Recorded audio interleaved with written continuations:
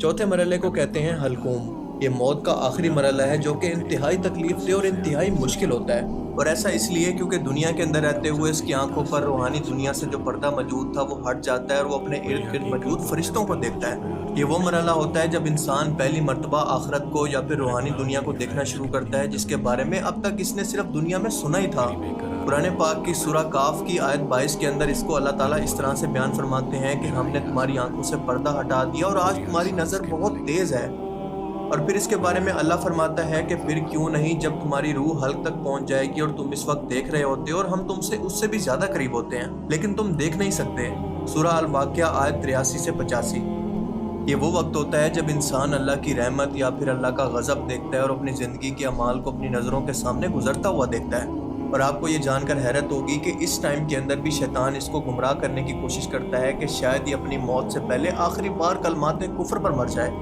قرآن پاک میں اللہ پاک اس کو اس طرح سے بیان کرتے ہیں کہ کہو کہ اے میرے رب، میں شیطان کے وسوسوں سے تیری پناہ مانگتا ہوں اور اس سے بھی کہ وہ میرے پاس آئیں۔ سورہ المومنون آیت 97-98۔ پانچواں مرحلہ کہلاتا ہے وہ مرحلہ جب ملک الموت کا یا پھر موت کے فرشتے کا داخلہ ہوتا ہے۔ یہ وہ مرحلہ ہوتا ہے جب انسان کو معلوم ہوتا ہے کہ وہ رحمت والوں میں سے ہے یا پھر عذاب والوں میں سے، یعنی وہ نیک انسان ہے یا پھر کوئی کافر جہنمی۔ اللہ تعالیٰ قرآن کریم کے اندر ان کے بارے میں فرماتا ہے کہ جن کی روحیں فرشتے سختی سے نکالتے ہیں ان کے چہروں اور پشتوں پر مارتے ہیں۔ سورہ محمد آیت 27۔ جبکہ اگر وہ انسان مومن ہے یا پھر نیک انسان ہے تو اس کی روح انتہائی نرمی سے نکلتی ہے، جیسے پانی کا قطرہ ایک مشکیزے سے نکلتا ہے۔ اللہ پاک فرماتا ہے کہ اے اطمینان والی روح، اپنے رب کی طرف لوٹ، راضی اور مرضی، اور میرے بندوں میں شامل ہو جا اور میری جنت کے اندر داخل ہو جا۔ سورہ الفجر آیت 27 سے 30۔ اور اس کے بعد ہوتا ہے چھٹا اور آخری مرحلہ۔ یہ وہ مرحلہ ہے جب انسان کی روح مکمل طور پر جسم سے نکل جاتی ہے، اور اگر وہ انسان گناہ گار ہے تو چیخ کر اپنے رب سے کہتا ہے کہ اے میرے رب، مجھے واپس بھیج دے تاکہ میں ایک بار پھر سے دنیا میں واپس جا کر نیک عمل کر سکوں۔ لیکن اللہ فرماتا ہے کہ ہرگز نہیں، یہ صرف ایک بات ہے جو کہ وہ کہہ رہا ہے کیونکہ ان کے پیچھے ایک پردہ ہے قیامت تک کے دن کے لیے۔ سورہ المومنون آیت 100۔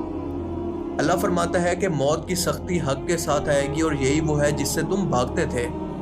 حدیث شریف میں آتا ہے کہ جب مومن کی موت کا وقت آتا ہے تو فرشتے ریشمی کپڑے کے اندر لپٹا ہوا جنت کا خوشبودار کفن لے کر آتے ہیں اور اس کی روح کو انتہائی نرمی کے ساتھ قبض کر کے جنت کی بشارت دیتے ہیں، جبکہ بدکار اور نافرمان لوگوں کی روح انتہائی سختی اور تکلیف کے ساتھ ایسے نکالی جاتی ہے کہ فرشتے اس کی روح کو کھینچتے ہیں جیسے گیلی اون کے اندر لوہے کی سوراخ پسی ہو۔